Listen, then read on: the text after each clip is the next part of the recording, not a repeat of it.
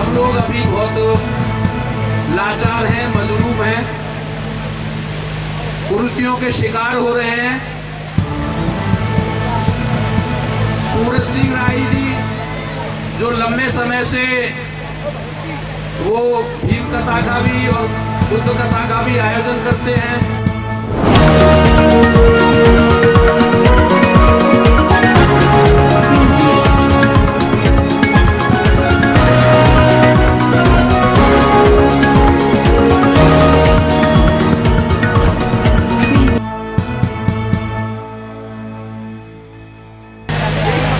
इधर जो सारे लोग बैठे हैं यहाँ पर, सभी लोगों का मकसद है कि हम बाबा साहब की जयंती मनाने आए हैं।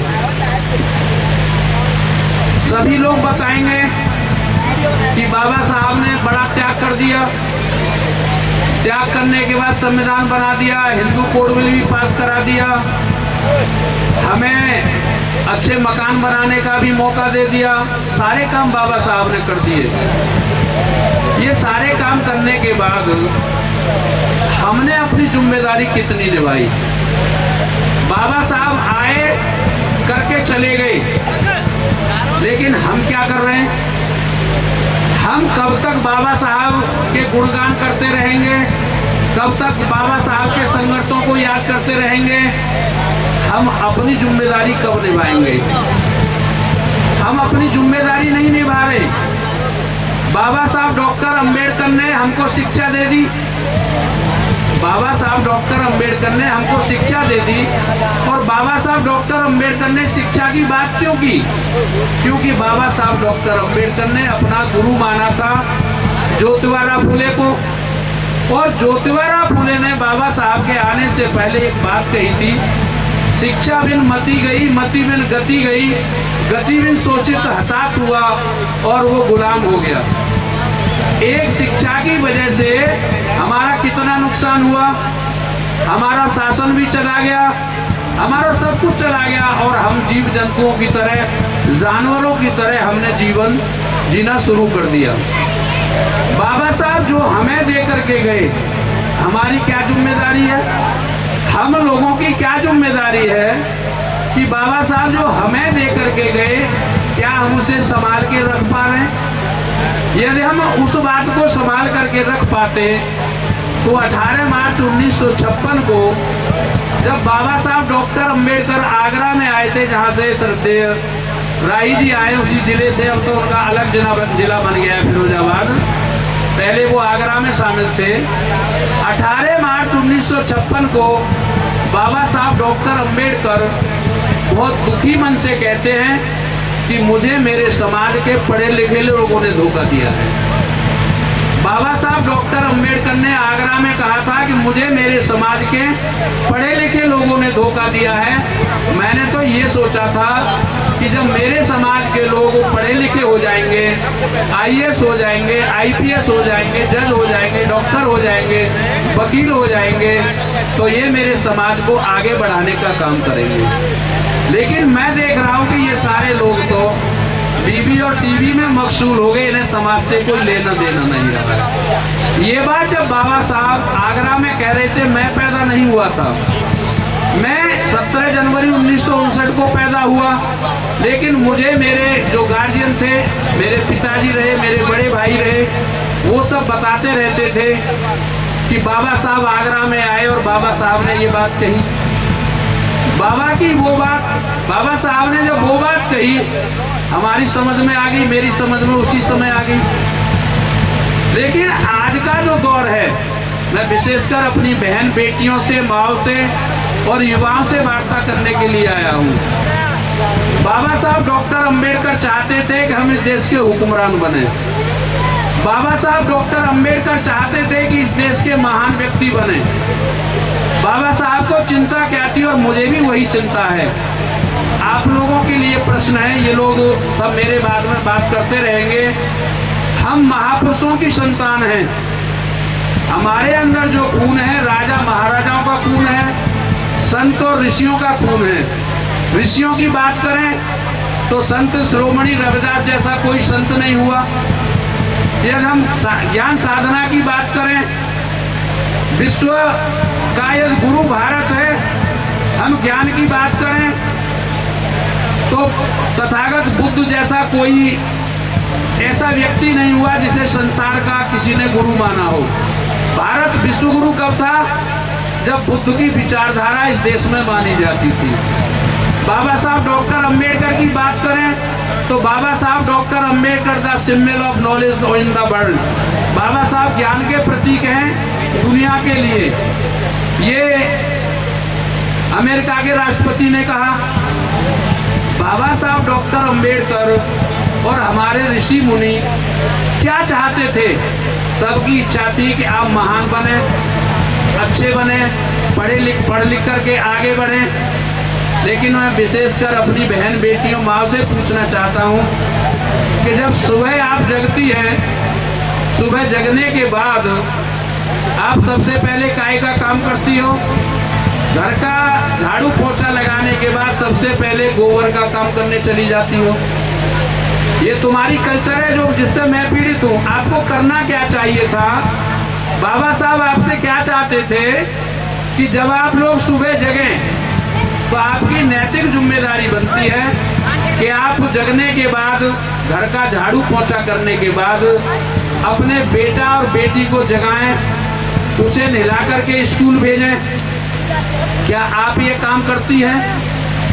कोई ये काम नहीं करती, गोबर का काम करती हैं। और हमारी कल्चर क्या बन गई है, हमारी बहन बेटियों की कल्चर क्या बन गई है? जब पड़ोसी का बच्चा पढ़ने जाता है तो वो अपने बच्चे को जगाएगी चारपाई से। अब बच्चा ने कपड़ा भी वही पहन रखे हैं जो रगड़े हुए हैं, जिन पर ढेर सारी सरपटें पड़ी हुई हैं। उसका मुंह भी नहीं धुला है, शायद नाक से नाक भी बह रही है, और उसे जगाया और एक थप्पड़ मारा और कह दिया पढ़ने चला जा।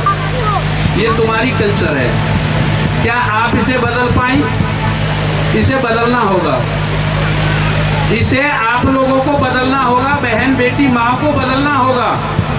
मैं अपना उदाहरण दे दूं बहन बेटियों माओ, मैं जब पढ़ने जाता था मेरी माँ अनपढ़ थी, मेरी माँ अनपढ़ थी और मेरी अनपढ़ माँ कहती थी बेटा पढ़ने जा रहा है? हाँ अम्मा पढ़ने जा रहा हूँ। माँ को अम्मा कहते थे, ये लड़कियां बहुत उधम मचा रही हैं, इन्हें कंट्रोल करो। तो मेरी अम्मा कहती थी बेटा पढ़ने जा रहा है? मैं कहता हाँ अम्मा मैं पढ़ने जा रहा हूँ। तो मेरी अनपढ़ माँ कहती थी तूने कलम और पट्टी ले ली, कलम दवात ले लिया तूने? मैं कहता हाँ अम्मा ले लिया। मेरी अनपढ़ माँ कहती थी बेटा जब तू पढ़ के आए तो ढंग से पढ़ के आना। मैं घर आया, बस्ता रखा, मेरी अनपढ़ माँ पूछती थी पहाड़े सुना, गिनती सुना। यदि मैं हिचक गया तो मेरी माँ कहती तू ढंग से पढ़ के नहीं आया है, तू ढंग से पढ़ के आ, नहीं तेरी पिटाई होगी। 1990 आते आते हमारी अम्मा का प्रमोशन हो गया। आप सब बैठी हैं, आप सबका प्रमोशन हो चुका है। आप अम्मा से मम्मी बन गई। और प्रमोटेड मम्मी का जब बेटा या बेटी पढ़ने जाता है तो वो प्रमोटेड मम्मी अपने बेटा और बेटी से कहती है बेटा तू पढ़ने जा रहा है, बेटी तू पढ़ने जा रही है? तो वो कहता है बच्चा कि हाँ मम्मी जा रहा हूँ। तो वो प्रमोटेड मम्मी, पढ़ी लिखी मम्मी अपने बेटे से कहती है बेटा तूने कटोरा चम्मच रख लिया। आप अंदाजा लगाइएगा, मेरी अनपढ़ माँ कहती थी तूने कलम दबात रख लिया, और प्रमोटेड मम्मी, पढ़ी लिखी मम्मी कहती है बेटा तूने कटोरा चम्मच रख लिया। मेरी अनपढ़ माँ कहती थी ढंग से पढ़ के आना, और अब प्रमोटेड मम्मी क्या कहती है बेटा और बेटी से कि जब तू स्कूल में जाए अच्छा हलवा दलिया बने तो मेरे लिए लेकर के आना। इतना फर्क है बहन बेटियों माँ। बाबा साहब ये नहीं चाहते थे। बाबा साहब डॉक्टर अंबेडकर ने आपसे अपेक्षा की थी कि मेरे जाने के बाद इस समाज का कोई भी बेटा और बेटी अशिक्षित नहीं रहना चाहिए। बाबा साहब डॉक्टर अंबेडकर ने जब संविधान बनाया तो बाबा साहब डॉक्टर अंबेडकर की इच्छा थी कि मेरा संविधान सही मायने में लागू हुआ तब माना जाएगा जब समाज के अंतिम छोर पर बैठा व्यक्ति मुस्कुराहट में आ जाएगा, वो धन धान से प्रफुल्ल हो जाएगा, उसके घर में उत्साह पैदा हो जाएगा, तब मानूंगा कि देश का संविधान सही मायने में लागू हुआ है। बाबा साहब डॉक्टर अंबेडकर हमसे अपेक्षा करते थे कि हमारा प्रत्येक बेटा पढ़े, प्रत्येक बेटी पढ़े। ये बाबा साहब की इच्छा थी और ये जिम्मेदारी थी हमारी बहन बेटियों और माँ की। क्या आप उसे पूरा कर रही हैं? आप कहीं समझौता नहीं करती। होली मनाएंगी, दीपावली मनाएंगी, रक्षाबंधन मनाएंगी, करवा चौथ मनाएंगी, भैया दूज मनाएंगी, कोई समझौता नहीं। यार करवा चौथ मनाने को मना कर दिया, भैया दूज को मना कर दिया, तो अखबार में खबर निकलती है कि फलां औरत से करवा चौथ का व्रत रखने के लिए मना कर दिया या भैया दूज के लिए मना कर दिया, उसने आत्महत्या कर ली। क्या बाबा साहब आपसे यही अपेक्षा करते थे? बहन बेटियों माओ, हमारी गरीबी का जो कारण है, हमारी गरीबी का कारण आप हो। हमारी गरीबी का कारण आप हो। और आप किस लिए गरीबी का कारण हो? कि आप लोग ना चाहते हुए भी एक साल में 36 त्योहार मनाते हो। एक साल में 36 त्योहार मनाने का काम करते हो। और मेरा आंकलन है अपनी हैसियत के हिसाब से कि एक त्योहार में आप लोग 1000 रुपया खर्च करते हो, तो 36 त्योहारों में आपके घर से 36,000 रुपया खर्च हो जाता है। और आप लोगों के जो भाई हैं, पति हैं या बेटा है, वो जब त्योहार आता है तो वो 2 दिन का काम भी छोड़ देता है। और उसने ये 36 त्योहारों पे 2 दिन का काम छोड़ा तो उसने 72 दिन का काम छोड़ दिया। और 72 दिन का काम छोड़ा तो लगभग 2.5 महीने का काम छोड़ दिया। और वो हमारा नौजवान, हमारा बुजुर्ग या 400 रुपये पर डे की मजदूरी करता है, 12,000 रुपये महीने कमाता है, और उसने 2.5 महीने का काम छोड़ दिया, तो बहन बेटियों माओ 30,000 रुपये का काम छोड़ दिया। एक कुरीति के चक्कर में, केवल एक कुरीति, त्योहारों की कुरीति पे आपके परिवार से 66,000 रुपया चला जाता है। कितना रुपया चला जाता है? 66,000 रुपया आपके घर से चला जाता है। फिर देखते हैं कि अब हमारा बच्चा मांटेसरी स्कूल में जाए। अब मम्मी ने कहा कि पिंटू का दाखिला मांटेसरी स्कूल में करा दो।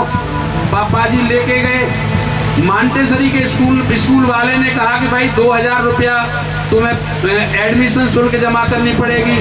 वहाँ से मुंह लटका के आ गए। प्रमोटेड मम्मी से बात की कि मास्टर 2,000 रुपया बता रहा है एडमिशन की फीस। तो पति पत्नी यानी मम्मी और पापा दोनों डिसीजन ले लेते हैं, समझौता कर लेते हैं कि अगली बार बच्चे को मांटेसरी स्कूल में पढ़ाएंगे। हमारा जहाँ समझौता नहीं होना चाहिए वहाँ समझौता होता है, और जहाँ समझौता करने की जरूरत है वहाँ नहीं होता है। हमें समझौता कहाँ करना चाहिए? हम होली नहीं मनाएंगे, दीपावली नहीं मनाएंगे, रक्षाबंधन नहीं मनाएंगे, करवा चौथ नहीं मनाएंगे। यानी हमें 36 त्योहारों पर गुणा का निशान लगा देना चाहिए कि हमारे घर में कोई त्योहार नहीं मनेगा। हम अपने बच्चों को अच्छा पढ़ाने का काम करेंगे। जो 66,000 रुपया हमारे घर से जाता है वो हमारा बच्चा वो हमारा पैसा बच्चों की पढ़ाई और लिखाई पर लगेगा। क्या आप ये काम कर पा रही हो? अब मैं इधर भी बात कर लूँ, हमारे युवा बैठे हैं, हमारे बुजुर्ग बैठे हैं, आप भी इनसे पीछे नहीं हैं। आप लोग सोचिएगा, आप लोग यदि गुटखा खाने का आपने शौक लगा रखा है तो आप लोग भी एक दिन में लगभग 20 या 25 या 30 रुपए का गुटखा खा जाते हो।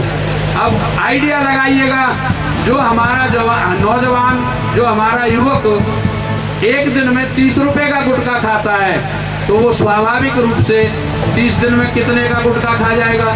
स्वाभाविक रूप से 900 रुपए का गुटखा खा जाएगा। और जब वो 900 रुपए का गुटखा खाएगा तो साल में कितने का खा जाएगा? साल में वो कितने का खा जाएगा? लगभग 10,800 का। और 10,800 का गुटखा खाएगा तो उसका स्वास्थ्य भी खराब होगा। बीड़ी पिएगा, सिगरेट पिएगा तो भी स्वास्थ्य खराब होगा। और काश या शराब का शौक लगा लिया तो मैं समझता हूँ बेड़ा गर्क हो जाएगा। तो दोषी आप भी हैं। जयंती मनाने का मकसद हमारा क्या होना चाहिए? बाबा साहब ने 5 साल की अवस्था में संकल्प ले लिया कि मैं देश की व्यवस्था को बदलूंगा। बाबा साहब डॉक्टर अंबेडकर ने 5 साल की अवस्था में संकल्प ले लिया कि मैं देश की व्यवस्था को बदलूंगा। और आज यहाँ 5 साल के बच्चे बहुत कम बैठे हैं। यहाँ मैं समझता हूँ सभी 18, 20, 16 साल या 25 साल या 30 साल या 50 साल के या 70 और 80 साल के बुजुर्ग बैठे हैं। क्या कभी हमने संकल्प लिया? यदि हम संकल्प ले लेते कि बाबा साहब डॉक्टर अंबेडकर जो हमसे अपेक्षा करके गए हम इसे पूरा करेंगे, तो आप लोगों के घर में कोई कुरीति नहीं होती, आप लोगों के बच्चे अच्छे पढ़ लिख जाते। हमने संकल्प ही नहीं लिया। नौजवान भटक गए, नौजवान कुरीतियों में दौड़ गए, नौजवानों ने गुटखा खाना सीख लिया, और हमारे बुजुर्ग जो पढ़ लिख गए वो ज्यादा कुरीति में चले गए। मेरा जो काम है, बेसिक मेरा काम, मैं यहाँ पिछली जयंती पे भी कह के गया था, मेरा काम है ब्लैक बोर्ड पे कैडर देने का। मैं अपने बेटा बेटियों को ब्लैक बोर्ड पर टीचिंग देने का काम करता हूँ, और उसका मकसद सिर्फ ये रहता है कि हमारे युवाओं में से कुरीतियाँ दूर भागे और उनका जीवन सफल हो। हमारा कोई खर्चा नहीं होता कैडर देने का, अपनी गाड़ी लेके आते हैं, गाड़ी में ब्लैक बोर्ड होता है, लिखने का सिस्टम होता है, सारा कुछ हमारा होता है। बस हमें एक जगह चाहिए जहां 50-100 बेटा बेटी बैठ सकें, उनको हम बता सकें। तो जो बाबा साहब हमसे अपेक्षा करते थे, आज हमें ये सोचना है क्या हम बाबा साहब की अपेक्षा पर खरे उतर पा रहे हैं? कोई भी बुजुर्ग जब मरता है तो वो अपने बच्चों के लिए विरासत छोड़ता है, और जो बच्चे उस विरासत को नष्ट कर देते हैं उन्हें हम क्या कहते हैं? नालायक संतान। जो बच्चे अपने माँ बाप की विरासत को नष्ट कर देते हैं उन्हें सब लोग, समाज के लोग कहते हैं तो यार बड़ा नालायक है, माँ बाप 50 बीघा जमीन छोड़ के चले गए, इन्होंने सब शराब जुआ सट्टे में बर्बाद कर दी। लेकिन बाबा साहब तो इतनी बड़ी विरासत छोड़ के गए। आप लोगों के जीवन को बदलने के लिए बाबा साहब डॉक्टर अंबेडकर ने इतना त्याग और बलिदान किया, और हम उनकी विरासत को नहीं बचा पा रहे। क्या हम शिक्षित हो रहे हैं? शिक्षा का इंजीनियर साहब चिंता जाहिर कर रहे थे, जो एंकर हैं यहाँ पर, जो न्यूज चैनल चलाते हैं, वो चिंता जाहिर कर रहे थे कि शिक्षा का निजीकरण हो गया। 130 स्कूल बंद कर दिए उत्तर प्रदेश के, वो स्कूल बंद कर दिए, वो भी चिंता का विषय है। लेकिन सबसे बड़ा चिंता का विषय ये है कि पढ़ने का सिस्टम ही खत्म कर दिया। जो भी स्कूल चल रहे हैं उनमें बच्चों के किताब और कलम की जगह पे उनके हाथ में कटोरा चम्मच दे दिया। कांग्रेस की सरकार थी, कांग्रेस की सरकार थी। कपिल सिब्बल जो सुप्रीम कोर्ट के मशहूर वकील हैं, वो उस समय मानव संसाधन विकास मंत्री थे। उस समय एक विधेयक पास होता है कि 8वीं तक कोई फेल नहीं किया जाएगा। फिर उन्हें चैन नहीं पड़ा कि ये दलित समाज के लोग, बहुजन समाज के लोग आगे पढ़ेंगे, तो उन्होंने एक शासनादेश और लागू कर दिया कि हाई स्कूल तक कोई फेल नहीं होगा। और हाई स्कूल में जब वो बिना पढ़े पास हो जाएगा और उसका एडमिशन जब 11वीं क्लास में होगा तो वो टेस्ट में फेल हो जाता है।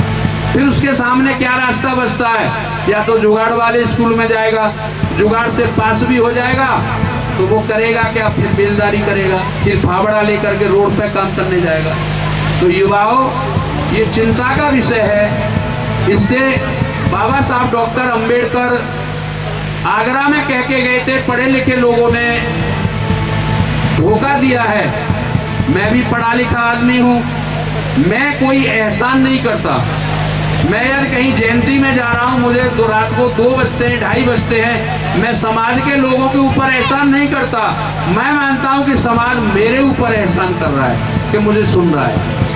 मैं ये मानता हूँ कि समाज यदि मुझे सुन रहा है तो समाज मेरे ऊपर एहसान कर रहा है। और मैं ये अपेक्षा लेकर के आता हूँ कि आप लोग परिवर्तन की दिशा में बढ़ो। आप लोगों को परिवर्तन करना है। आप लोगों को बाबा साहब के बच्चों के लिए, बाबा साहब के परिवार के लिए कोई मदद नहीं करनी है। आप लोगों को अपने बच्चों की मदद के लिए आगे बढ़ना होगा। ये चिंता का विषय है। दूसरा, बाबा साहब डॉक्टर अंबेडकर हमें धम्म दे करके गए। बाबा साहब डॉक्टर अंबेडकर हमें धम्म दे करके गए। क्या हम धम्म की तरफ बढ़े? क्या हम बौद्ध बने? ये चिंता का विषय है। अभी सूरज राय जी चर्चा कर रहे थे कि राजस्थान में कोई युवा मारा गया, कहीं मूंछ रखने पर पीटे जा रहे हैं, कहीं जय भीम करने पर पीटे जा रहे हैं। ऐसा हो क्यों रहा है? बाबा साहब ने 14 अक्टूबर 1956 को हमें धम्म दे दिया। यदि हम उस समय बौद्ध हो जाते तो क्या आज हम पिटते? इस देश में मुसलमान रहता है, मुसलमान की जनसंख्या हमसे बहुत कम है, मुसलमान की जनसंख्या हमारी अपेक्षा बहुत कम है, लेकिन मुसलमान कभी कहीं नहीं पिटता, क्योंकि उसका अलग धर्म है, वो अलग धर्म है, उसको कोई नहीं पीटता। और जब हम पीटते हैं, चाहे दूल्हे को पीटा जाए, चाहे जय भीम करने पे पीटा जाए, चाहे मूछ रखाने पे पीटा जाए, तो जब विश्व के पटल पर यह सूचना जाती है तो उसका निष्कर्ष निकल के आता है कि भाई इसमें हम क्या कर सकते हैं। वो बड़े भाई हैं, वो छोटे भाई हैं, यानी कि जो सवर्ण कास्ट के लोग हैं उन्हें वो बड़ा भाई मानते हैं विश्व के लोग, और वो कह देते हैं बड़े भाई ने छोटे भाई को पीट दिया, इसमें हम क्या कर सकते हैं। इसलिए चिंता का विषय है। बाबा साहब डॉक्टर अंबेडकर हमें धम्म दे करके गए, हमने बाबा साहब के साथ बेईमानी करने का काम किया है। यदि 14 अक्टूबर 1956 के बाद में हम ईमानदारी से बाबा साहब का गुणगान कर रहे होते, बाबा साहब की बात मान रहे होते, तो मैं समझता हूँ कि भारत आज बुद्ध का सम्राट अशोक का भारत होता। बाबा साहब डॉक्टर अंबेडकर के बाद मान्यवर साहब कांशीराम ने भी कहा था बहन कुमारी मायावती जी से कि मायावती तुझे सम्राट अशोक की परदी पर राजनीति करनी है, और बहन कुमारी मायावती जी ने सम्राट अशोक की रणनीति, सम्राट अशोक की नीति और रीति के हिसाब से उत्तर प्रदेश में शासन किया, हमें विरासत भी बना करके दे दी। चाहे नोएडा का प्रेरणा स्थल हो, चाहे लखनऊ का पार्क हो, हर जिले में। और सबसे बड़ा काम बहन जी ने किया था कि अंबेडकर गांव बना करके हर गांव में बोर्ड लग गए अंबेडकर ग्राम सभा। तो ये काम हमारे महापुरुषों ने किया, हमें विरासत दी। बाबा साहब हमें धम्म दे गए, बाबा साहब हमारी सुरक्षा के लिए समता सैनिक दल दे गए, बाबा साहब हमारी सुरक्षा के लिए समता सैनिक दल दे गए। लेकिन बड़ी विडंबना है, समता सैनिक दल में भी ढेर सारे टुकड़े हो गए, और उसके बाद तो संगठनों का कोई ले नहीं दे, कोई गिनती नहीं है। मैं कल कपल से लौट रहा था, रात के 10:30 बज रहे थे, मेरा छोटा फोन है, मैं उसमें गुणा भाग कर रहा था, तो गूगल पे सर्च करते हैं लड़के तो बताते हैं कि 1,68,000 संगठन बुद्ध और बाबा साहब के नाम पर रजिस्टर्ड हैं। आप अंदाजा लगाइएगा, जिस देश में 1,68,000 संगठन बुद्ध और बाबा साहब के नाम पर चल रहे हैं, यदि वो 1,68,000 संगठन 5-5 हजार लोगों को बौद्ध बनाते, तो इंजीनियर साहब कितने बौद्ध बन जाते। एक हिंदू इस देश में नहीं बचता, पूरा देश बुद्धमय हो जाता। 1,68,000 संगठन, यदि प्रत्येक संगठन 5,000 लोगों को बौद्ध बनाता, तो 1,68,000 का 5 गुना कर लो, पूरा भारत बौद्धमय हो जाता। क्या हमने उस दिशा में काम किया? संगठन कैसे बने? संगठन बन गए। मान्यवर साहब कांशीराम का मैं अंदर अंतिम कैडर अटेंड कर रहा था सहारनपुर में, तो मान्यवर साहब कांशीराम ने वहाँ एक बात कही थी कि आप लोग जो यहाँ बैठे हैं मेरा कैडर लेने के लिए, जब बहुजन सत्ता स्थापित होगी तो आप लोगों को ना तो मान मिलेगा ना सम्मान मिलेगा, लेकिन आप लोगों को कहीं भी दुखी नहीं होना है, आप लोगों को दुखी नहीं होना है, आप लोगों को खुश होना है, और आप लोगों को कहना है कि ये जो इमारत बनी है ना, ये जो बिल्डिंग बनी है, मैं इसकी नींव की ईंट हूँ, इसलिए आप लोगों को अपने ऊपर गर्व महसूस करना है। हमने मान्यवर साहब कांशीराम का वो कैडर सुना। आज भी हम हर मूवमेंट में काम करते हैं, चाहे सोशल मूवमेंट हो, धार्मिक मूवमेंट हो या राजनीतिक मूवमेंट हो। ये बात मैं आप लोगों को इसलिए बता रहा हूँ कि बाबा साहब जो हमें दे करके गए, उसे सुरक्षित रखने की जिम्मेदारी हमारी है। क्या हम उसे सुरक्षित रख पा रहे हैं? मान्यवर साहब कांशीराम ने उस समय एक बात हमें चेतावनी दी थी कि जिस दिन बहुजन समाज के लोगों को 3M का शौक लग जाएगा। 3M से साहब का तात्पर्य शराब से नहीं था, लेकिन साहब कहते थे कि मेरा 3M से तात्पर्य है मंच, माला और माइक। आज समाज में वो होड़ लग गई है, मुझे मंच पे नहीं मिलाया जा रहा तो मैं अलग संगठन बना लूंगा, मुझे माला नहीं पहनाई जा रही तो मैं अलग संगठन बना लूंगा, मुझे बोलने का मौका नहीं मिल रहा तो मैं अलग संगठन बना लूंगा।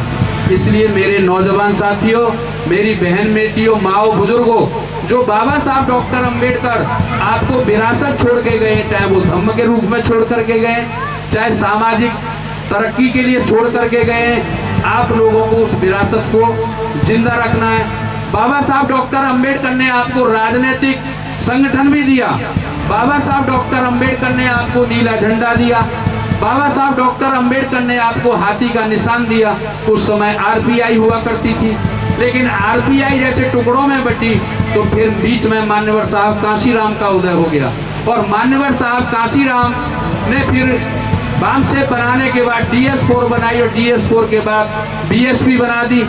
तो बाबा साहब डॉक्टर अंबेडकर, जब मान्यवर साहब कांशीराम से पूछा गया कि ये नीला झंडा हाथी निशान क्या है, तो मान्यवर साहब कांशीराम ने कहा कि ये डॉक्टर अंबेडकर से पूछो। बाबा साहब डॉक्टर अंबेडकर हमें हर चीज दे करके गए हैं, लेकिन हम उसे सुरक्षित नहीं रख पा रहे हैं। ये चिंता का विषय, ये मेरी चिंता है। ये मेरी चिंता है कि आप लोगों को, यदि आप लोग ईमानदारी से, कुछ वक्ता आते हैं कहते हैं भाई बाबा साहब की जयंती क्यों मनाते हो, बाबा साहब की जयंती मनाने से क्या फायदा है। बाबा साहब की जयंती हम इसलिए मनाते हैं कि बाबा साहब की जयंती से ये पता चलता है कि बहुजन समाज के लोग जिंदा हैं, मरे नहीं हैं, इसलिए हम बाबा साहब की जयंती मनाते हैं। बाबा साहब की जयंती मनाने का हमारा मकसद रहता है कि बाबा साहब की अनुयायी जिंदा हैं, वो अभी मरे नहीं हैं, इसलिए हम बाबा साहब की जयंती मनाते हैं। लेकिन इसके साथ साथ जब हम बाबा साहब की जयंती मनाते हैं तो यहाँ से संकल्प भी लेकर के जाना, बहन बेटियों, माओ, आप तो 36 त्योहारों पे गुड़ा का निशान लगा देना। और आप लोग जो युवा हो, यदि आप लोगों ने बीड़ी, गुटखा, तंबाकू, शराब का शौक पाल रखा है, उसे छोड़ देना।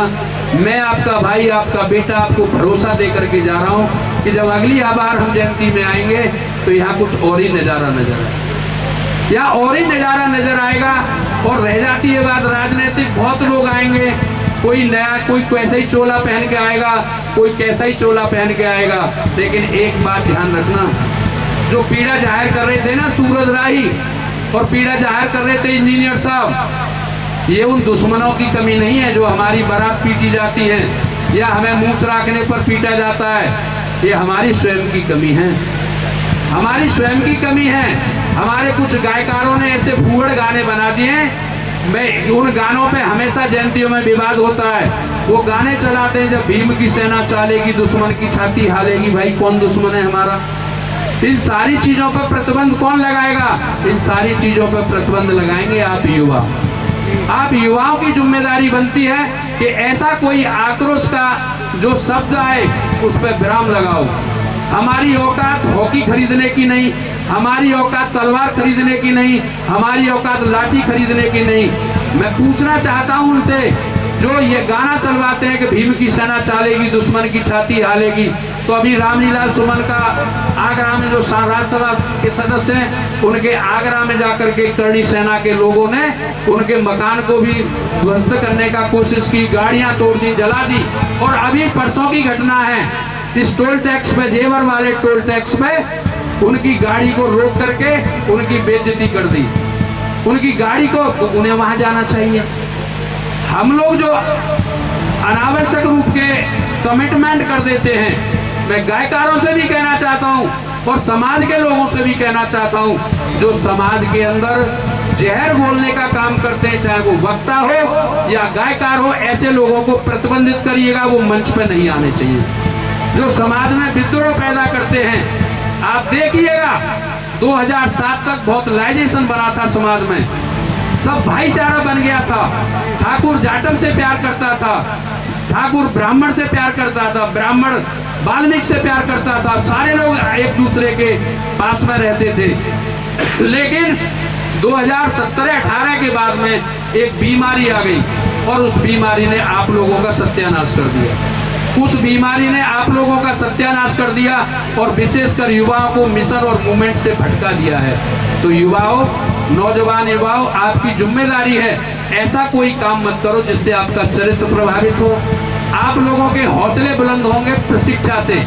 जिस गांव में एक कलेक्टर बन जाएगा, जिस गांव में एक दरोगा बन जाएगा, जिस गांव में एक सीओ बन जाएगा, जिस गांव में एक थानेदार बन जाएगा, आप लोग तो वैसे ही ताकतवर हो जाओगे। होगे नहीं होगे ताकतवर, इसलिए पढ़ने का प्रयास करो, पढ़ने और पढ़ाने का प्रयास करो।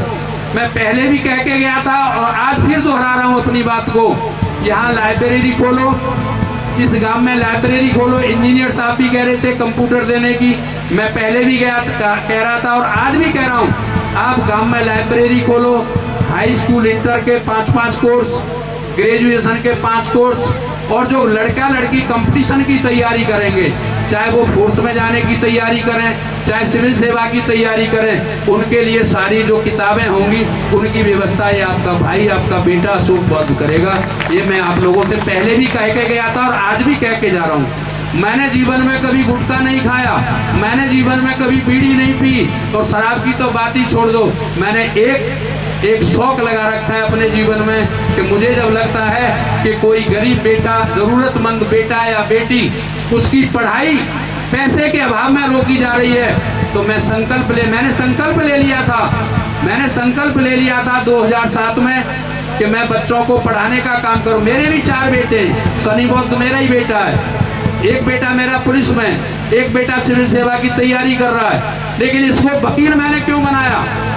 2 अप्रैल के आंदोलन में मैं जेल गया। 2 अप्रैल के आंदोलन में मैं जेल गया था, और जब मैं जेल गया तो इंजीनियर साहब, मैंने जेल में अनुभव किया था कि उस जेल में 70% जाटवों के लड़के बंद थे। 70% जाटवों के लड़के बंद थे और 20% मुसलमान बंद थे, और मात्र 10% में सभी लोग बंद थे। मैंने कहा, मैं जेल से बाहर आया, 13 दिन जेल में रहा। मैंने आकर के दीवानी, कलेक्ट्रेट और 4 तहसीलों की सूची निकाली वकीलों की, शेड्यूल कास्ट के वकीलों की, जिसमें जाटव भी आया, वाल्मीकि भी आया, धोबी समाज भी आया, खटीक समाज भी आया, कोली समाज भी आया। जब मैंने सूची निकलवाई तो मात्र 465 लोगों हमारे एडवोकेसी में पाए गए।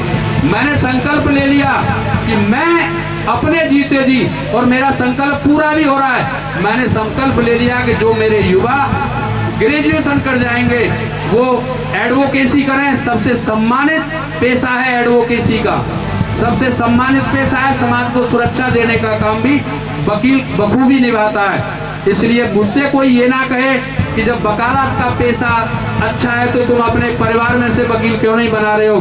तो ये सनी बौद्ध उस समय बीएससी के बाद बीएड में एडमिशन था, मैंने कहा बीएड नहीं करोगे, मास्टर नहीं बनोगे, तुम्हें विरासत को संभालना है, वकालत करनी है, और समाज के बीच में जाकर के समाज को जागरूक करने का काम कर रहा है। और मैं खुश होता हूँ कि मेरी विरासत को इन्होंने सही तरीके से संभाल लिया है। मैं तो केवल आप लोगों के बीच में आप लोगों का आशीर्वाद लेने के लिए आ जाता हूँ। लोग कहते भी हैं कि सनी आपसे अच्छी बात करता है, तो मैंने इसलिए, और मैंने जो संकल्प लिया था कि मैं युवाओं को वकील बनाने का काम करूंगा। Press the bell icon on the YouTube app and never miss another update.